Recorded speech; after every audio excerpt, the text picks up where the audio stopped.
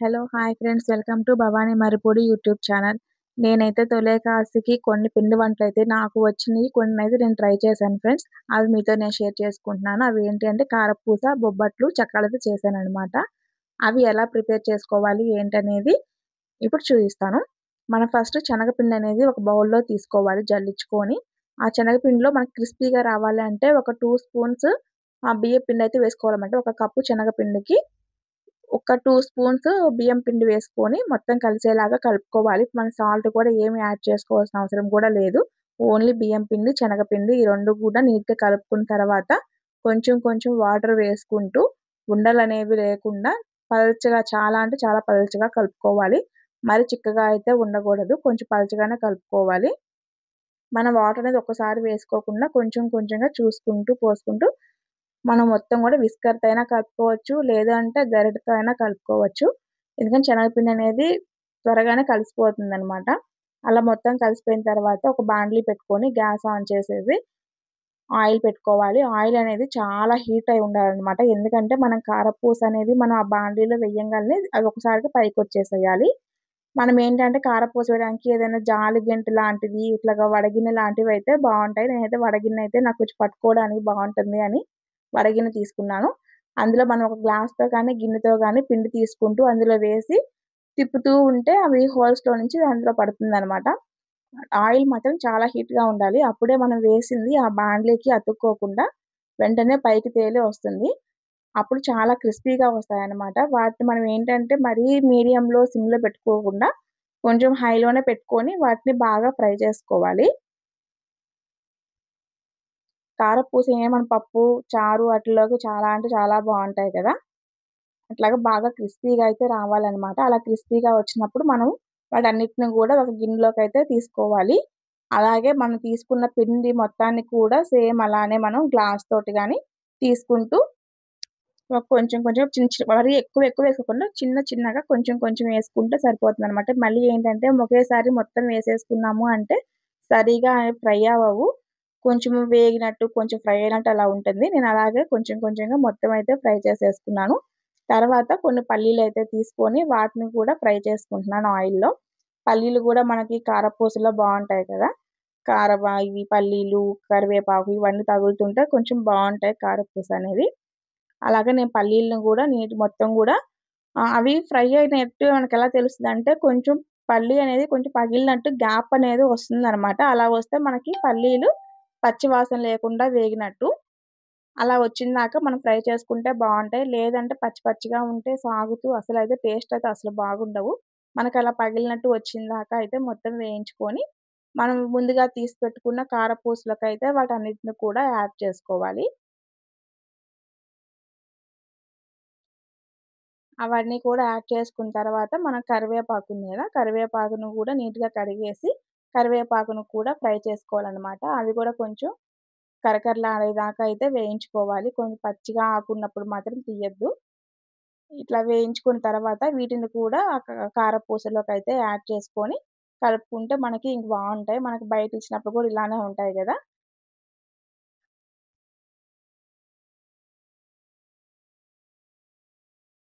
కరివేపాకంతా కూడా వేయించుకొని, తీసుకొని మనం ముందుగా చేసి పెట్టుకున్న ఆ కారపూసలో పల్లీలు కూడా వేసుకున్నాం కదా! అందులోనే ఈ కరివేపాకును కూడా అందులోనే వేయాలనమాట. ఇవన్నీ గూడా అందులో వేసేసుకుంటే మనకి టేస్టీగా అనిపిస్తాయి. మనం ఇందులో ఇంకా కొన్ని యాడ్ చేయాల్సినవి మెయిన్ ఇంగ్రీడియెంట్స్ అయితే ఉన్నాయన్నమాట. అవేంటి అంటే సాల్ట్, కారం. మనం సాల్ట్ అనేది స్టార్టింగ్‌లో మనం యాడ్ చేసుకోలేదు. ఇప్పుడు యాడ్ చేసుకుంటామనమాట. ఇప్పుడు మనకి కావాల్సినంత సాల్ట్, కొంచెం కారప్పొడి ఈ 2 కూడా వేసుకొని కొంచెం వేడిగా ఉన్నప్పుడే వేసుకోవాలి. మరి చల్లారినప్పుడు వేసుకుంటే అవైతే కలవ్వు. వేడిగా ఉన్నప్పుడే వేసేసుకోవాలి. మనకు కావాల్సినంత కారం వేసుకొని మొత్తం గూడా మిక్స్ అయ్యేలాగా కలుపుకోవాలి. కలుపుకుంటే మనకి ఎంతో ఇష్టమైన టేస్టీ టేస్టీ కారపూసైతే మనకి రెడీగా అయితే ఉంటుందనమాట. మనకి స్ట్రీట్ సైడ్‌లో గానీ, మిక్చర్ షాప్‌లో కానీ ఉంటాయి కదా! ఇలానే ఉంటాయి. మీలో ఎంతమందికి ఈ కారపూస అంటే ఇష్టమో కామెంట్ చేయండి ఫ్రెండ్స్. ప్రతి ఒక్కరికి కూడా ఇవి చాలా అంటే చాలా ఇష్టంగానే ఉంటుంది. ఎందుకంటే అందరూ కూడా వీటిని లైక్ చేస్తారనమాట. పప్పు, చారు, ఏదైనా పచ్చడి ఇలాంటివి ఉన్నప్పుడు ఖచ్చితంగా వీటిలాంటివి ఏదో ఒకటి ఉంటే తప్ప చాలా మందికి అవి పోవనమాట. కాబట్టి అంత ఇష్టంగా చాలా వరకైతే తింటుంటారు. సో, నేనైతే తొలేకాశికి ఏయో ఒకటి పిండి వంటలనేవి కొన్నైనా సరే చేద్దాం తొలి పండగ గదా! ఏయో ఒకటి చేద్దాం అని చెప్పేసైతే నేను కారపూస చేశాననమాట. ఇప్పుడు నెక్స్టొచ్చేసి బొబ్బట్లు. బొబ్బట్లయితే ఇంతవరకు నేనెప్పుడు చేయలేదు. ఫస్ట్ టైమ్ అయితే చేస్తున్నా. సరే ట్రై చేద్దాం అని చెప్పేసైతే ట్రై చేశాను. చాలా స్మూత్‌గా, చాలా టేస్టీగా, చాలా అంటే చాలా బాగా వచ్చినాయి. కోసం నేనైతే పచ్చిశనగపప్పు ఒక కప్ అయితే తీసుకొని, ఒక 2 అవర్స్ సేపు వాటిని శుభ్రంగా కడిగేసి నానబెట్టేసుకున్నాననమాట. నానబెట్టుకుంటే ఫాస్ట్‌గా ఉడుకుతాయి అని చెప్పేసి. ఇప్పుడు నేను గ్యాస్ సిమ్‌లో పెట్టేసి ఒక టీ గ్లాస్ వాటర్ అయితే పోసాను అవి మునిగే వరకు. పోసి వాటినైతే ఉడికించుకుంటున్నాను. అవి ఉడికేలోపు మనం బొబ్బట్లకు కావాల్సిన పిండయితే తీసుకుందాం. 1 కప్పు మైదా అయితే తీసుకున్నాను. ఆ కప్ మైదాకి సరిపోతుంది అని తీసుకున్నాను. అంటే నేనెప్పుడు చేయలేదు గదా! ట్రై చేద్దామన్నట్టు. ఆ మైదాలోకి కొంచెం చిటికెడు సాల్ట్ అయితే వేసుకొని మిక్స్ అయ్యేలాగా కలుపుకుంటున్నాను. కలుపుకున్న తర్వాత కొంచెం కొంచెం వాటర్ అనేది యాడ్ చేసుకుంటూ మన గోధుమ పిండికి ఎలా అయితే కలుపుకుంటామో సేమ్ అలానే కలుపుకోవాలి. కాకపోతే గోధుమ పిండి మీద ఇంకొంచెం స్మూత్‌నెస్ మైదా పిండి కాబట్టి కొంచెం జిగురుగా అనేది ఉంటుంది. అలా ఉన్నప్పుడు మనం కొంచెం ఇక్కడ ఆయిల్ కాకుండా నెయ్యి వేసుకుంటే బొబ్బట్లకి టేస్ట్ అనేది చాలా బావుంటుంది. నెయ్యి వేసుకుంటూ ఈ బొబ్బట్లు మొత్తం గూడా నెయ్యితో చేసుకుంటేనే బావుంటుంది. నేనైతే నెయ్యితోనే చేశాను. మనం నెయ్యి వేసి కలుపుకున్నప్పుడు ఇంకా స్టిక్కీగా లేకుండా ఒక ముద్దలాగా అయితే వస్తుంది. దాన్ని ఒక అరగంట సేపయితే నానబెట్టుకుంటే మనకి బొబ్బట్లనేవి కొంచెం మెత్తదనంగా బావుంటాయి. ఈలోపు మనకి పప్పు గూడా ఉడికిపోతుంది. అవన్నీ ఉడికేలోకి పిండి అనేది ముందే కలిపి పెట్టుకున్నామంటే చక్కగా నానుతుందనమాట. అందుకని నేను కలిపి పెట్టేసుకున్నాను. ఇప్పుడు ఒక ప్లేట్ పెట్టేసుకొని పక్కన పెట్టేసుకుందాము. మన ప్లేట్ పెట్టుకునే ముందుగా ఆ పిండి మీద ఇంకొంచెం ఆయిల్ అనేది వేసి అది కలపకుండా జస్ట్ అలా ప్రెస్ లాగా చేసేసి మనం ప్లేట్ పెట్టుకుంటే పిండి అనేది ఆరిపోకుండా ఉంటుందన్నమాట. మనం చపాతీ చేసేటప్పుడు గోధుమ పిండి గూడా మనం అలాగే చేస్తాం గదా! సో, అలానే సేమ్ అలానే ఉండాలి. కాకపోతే ఈ పిండి ఇంకొంచెం స్మూత్‌నెస్ వచ్చేలాగా ఉండాలి. పప్పు అనేది ఉడికిందో లేదో ఇప్పుడు మనం చూద్దాం. పప్పు కూడా మనకి ఆల్‌మోస్ట్ ఆ పిండి అన్నీ కలుపుకునేసరికి పప్పనేది ఉడికిపోతుంది. ఎందుకంటే మనం ముందే నానబెట్టుకున్నాం కాబట్టి. ఒకవేళ నానబెట్టుకోలేదు అంటే మాత్రం కొంచెం టైమయితే పడుతుంది. నేనైతే ఒక 2 అవర్స్ నానబెట్టాను కాబట్టి చాలా ఫాస్ట్‌గానే కుక్ అయిపోయింది. ఇప్పుడు ఇందులోనే మనం ఒక కప్ తీసుకున్నాను. దానికి తగ్గట్టు నేనైతే స్వీట్‌నెస్ కొంచెం తగ్గిచ్చాను. అందుకని ఒక హాఫ్ కప్ మీద ఇంకొంచెం వేసాను బెల్లం. ఇప్పుడే వేసేసుకుంటే మొత్తం కూడా కలిసిపోతుందనమాట. తర్వాత మనం మిక్సీ పట్టుకోవచ్చు. కొంతమందేంటంటే పప్పుని వరకి ఉడికిచ్చేసుకొని మిక్సీ వేసుకొని తర్వాత బెల్లాన్ని కరిగిచ్చుకొని అందులో ఈ పప్పు యాడ్ చేసుకుంటుంటారు. అలా అయినా చేసుకోవచ్చు. ఎట్లా అయినా చేసుకోవచ్చు. ఎలా చేసుకొని టేస్ట్ మాత్రం సూపర్‌గా ఉంటుంది. ఆ బెల్లం అంతా కరిగేలోపు మనం చిన్న చిన్న ఉండలుగా అయితే చేసి పక్కన పెట్టుకుందాం. నేనైతే ఫస్ట్ టైమ్ చేస్తున్నాను గాబట్టి ఎక్కువగా అయితే చేయలేదు. కొన్నే చేశాను. కానీ టేస్ట్ మాత్రం చాలా అంటే చాలా బావున్నాయి. మనం ఒక చిన్న చిన్న ఉండలైతే చేసుకోవాలనమాట. మనం చేసుకున్నప్పుడు పిండి కంటే కూడా మనం లోపల పెట్టుకునే పూర్ణం ఉంటుంది గదా! బొబ్బట్లకి. అది ఇంకొంచెం పెద్ద సైజ్ అయితే ఉండాలి. మనం ఎంత ఉండలైనా తీసుకోండి. దానికంటే గూడా పిండి కంటే లోపల పెట్టే పూర్ణమే ఎక్కువగా ఉండాలి. నాకైతే మొత్తం 10 అయితే వచ్చినాయి. ఇప్పుడు ఆ ఉడికిపోయిన పప్పుని మొత్తాన్ని కూడా తీసి నేను మిక్సీ పట్టేసుకున్నాను. మిక్సీ పట్టుకున్న దాన్ని మొత్తం గూడా ఉండలు చేసి పెట్టేసుకున్నాను. చూసారు గదా! పిండి ఉండ కొంచెం తక్కువగా ఉంది. లోపల పెట్టేది ఎక్కువగా ఉంది. మనకప్పుడైతేనే లోపలది ఎక్కువ టేస్ట్ అనేది తగులుతుంది. ఎక్కువ పిండి తగులుతుందంటే అంత టేస్ట్ అనేది అస్సలు బాగోదు. ఇప్పుడు అది తీసుకొని ఒక పేపర్ అయితే తీసుకొని పేపర్ మీద నెయ్యి మొత్తం కూడా అప్లై చేశాననమాట. అప్లై చేసిన తర్వాత చిన్న చిన్న ఉండలని తీసుకొని అందులోనే లోపలికి ఈ పూర్ణం అయితే పెట్టేసేసి రౌండ్‌గా చుట్టేసుకోవాలి. దాని లోపలికెళ్ళిపోయి మొత్తం గూడా ఒక బాల్‌లా చేసేసుకొని మనం చేసుకుంటే వస్తుందనమాట. మీలో బొబ్బట్లు ఎంతమందికిష్టమో నాకు కామెంట్ చేయండి ఫ్రెండ్స్. నేనైతే ఫస్ట్ టైమ్ చేశాను. వీటిని బొబ్బట్లని పేర్లు పెడతారో, ఏమని పెడతారో మీ ఇష్టం. నేనైతే బొబ్బట్లనుకునే చేశాను. అంటే షేప్ ఎలా వచ్చినా టేస్ట్ మాత్రం సూపర్‌గా వచ్చింది.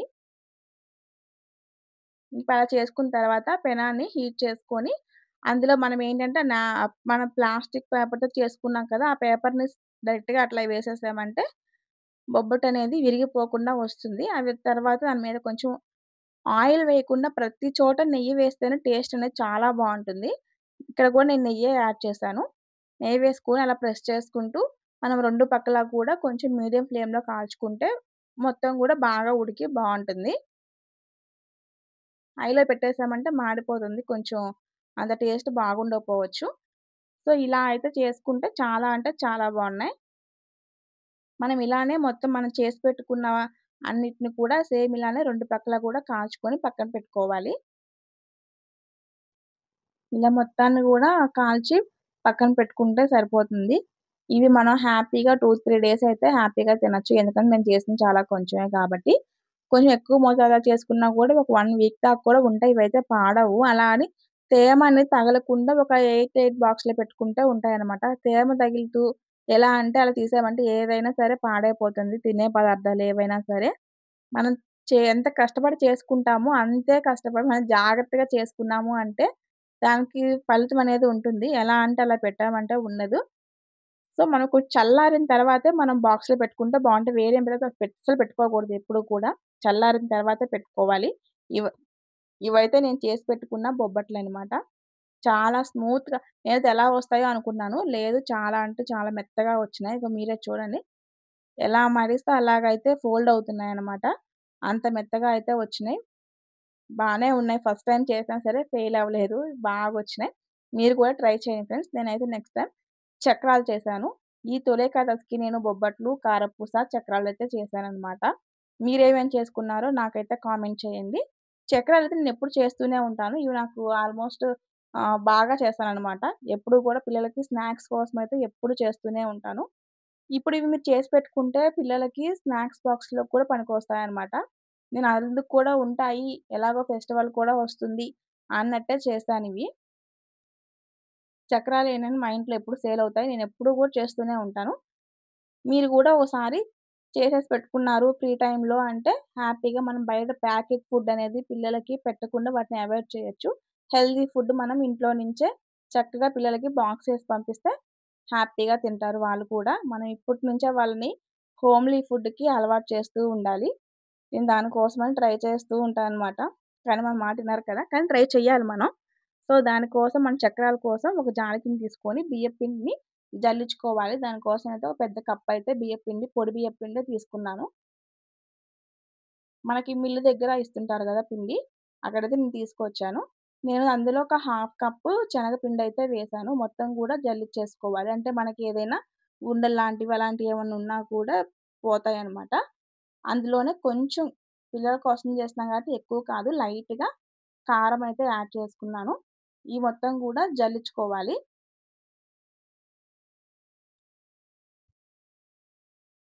నలకలేం లేవు. కానీ ఉన్నా లేకపోయినా మనం జల్లించుకుంటే మంచిది.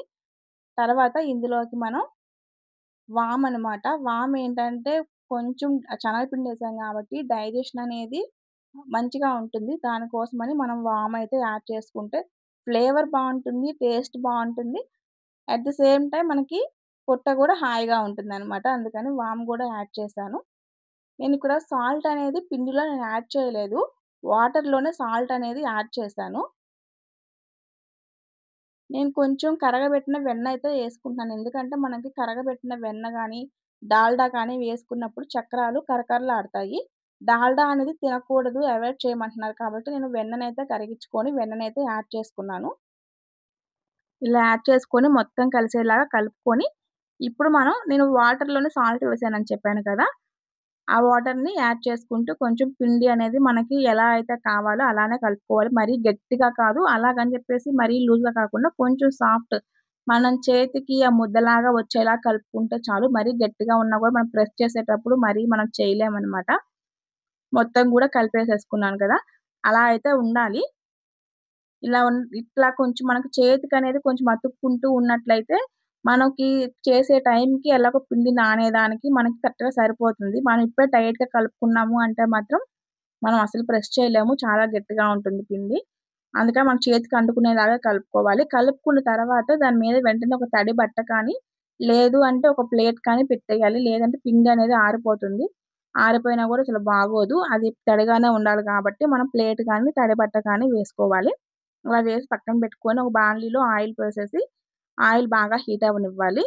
నేనైతే తిప్పే చక్రాలతో కాకుండా ఇట్లా మనం గట్టిగా ప్రెస్ చేసే వాటితోనైతే నేను చేస్తున్నాననమాట. చూడండి అవి మనము కొంచెం మరీ గట్టిగా కాకుండా మనం కొంచెం ప్రెస్ చేయంగాల్నే మంచిగా జారుకుంటుంది గదా! అలా ఉంటుంది మనం పిండి అలా కలిపామంటే. గట్టిగా కలిపామంటే మాత్రం మన వల్ల అసలు గాదు.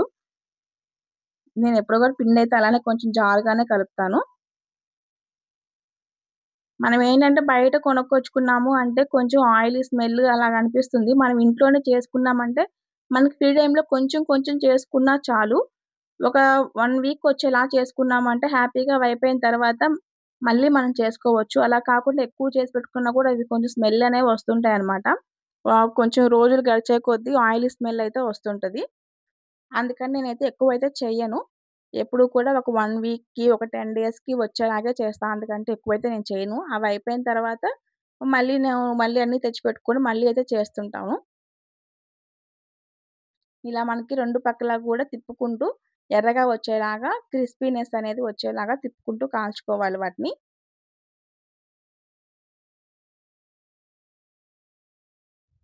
చక్రాలు చేయడం మాత్రం చాలా అంటే చాలా సింపుల్. చక్రాలు కానీ, ఇప్పుడు నేను చూయించిన 3 కూడా చాలా సింపుల్. కారపూస గూడా సింపుల్‌గా చేసుకోవచ్చు. చక్రాలు గూడా సింపుల్‌గా చేసుకోవచ్చు. స్నాక్స్ బాక్స్‌కి గూడా చాలా సింపుల్‌గా తీసుకెళ్ళొచ్చు వాళ్ళు. తింటారు. హెల్తీగా గూడా ఉంటారనమాట. సో, మనం తీసుకున్న పిండి మొత్తాన్ని కూడా సేమ్ అలానే ప్రెస్ చేసుకుంటూ అన్నీ గూడా చేసేసుకుందాం.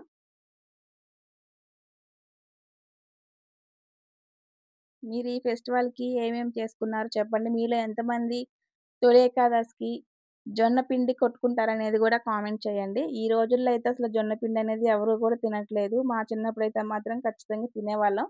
తాటాకుతోటి విరుచుకొనైతే తినేవాళ్ళం పిండి అనేది.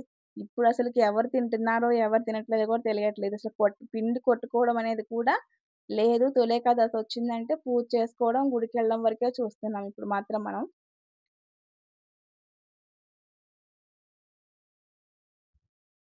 ఇంకా 2 పక్కల కూడా మనం వేసుకున్న చక్రాలు 2 పక్కల కాల్చుకొని పక్కన పెట్టుకోవాలి. మనం ఏంటంటే చక్రాలనేవి బాండ్లీలో నూనెలో వేసినప్పుడు వెంటనే కదిలిచ్చకూడదు. అదేంటంటే ఆయిల్ అనేది బాగా పైకనేది తేలిన దాకా మనం కదిలిచ్చకూడదు. అప్పుడే వస్తాయి బాగా. లేదు అంటే మాత్రం వాటిని కదిలిచ్చాము అంటే విరిగిపోతాయి. అలా చక్రం అనేది చక్రంలాగా రాదు. విరిగిపోతుంటది. మనం అది వేసిన తర్వాత జస్ట్ ఒక 1 మినిట్ అలా వదిలేసాము అంటే ఆ హీట్‌కి అదే పైకొస్తుంది. పైకొచ్చినప్పుడు మనం చిన్నగా గరిటెతోటి అటు ఇటు తిప్పుకుంటూ 2 వైపులా కూడా కాల్చుకోవాలి. అప్పుడు మనకి విరిగిపోకుండా మనం ఎలాగైతే ఏ షేప్‌లో వేసామో అదే షేప్‌లో మనకైతే వస్తుందనమాట.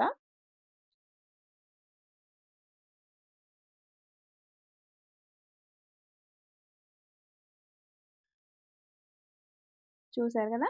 ఇలాగేంటంటే ఆయిల్‌లో నుంచి అదే పైకి వచ్చినప్పుడు మనం ఇలాగ రౌండ్‌గా తిప్పుకుంటూ తర్వాత 2 వైపులా గూడా మనం తిప్పుకోవచ్చు. అలా కాకుండా మధ్యలోనే కదిలిచ్చేస్తే ఇంకది డిస్టర్బ్ అవుతుంది. బాగోదు. ఇయన్నీ గూడా నేను చేసుకున్న చక్రాలనమాట. ఇవన్నీ కూడా ఒక ప్లేట్‌లో పెట్టేసాను. మనకి ఈ మాత్రం ఉంటే ఒక 1 వీక్ ఈజీగా వచ్చేస్తాయి. కావాలంటే మనం నెక్స్ట్ టైమ్ మళ్ళీ చేసుకోవచ్చు.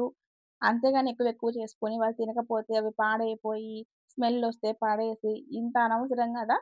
సో, నేను అందుకని ఎప్పుడైనా కూడా ఒక 1 వీక్ సరిపడా అయితే చేసుకుంటా ఉంటాను. మీకు కనక మా వీడియోస్ నచ్చినట్లయితే ప్లీజ్ సబ్స్క్రైబ్ చేసుకోండి భవానీ మర్రిపూడి యూట్యూబ్ ఛానల్.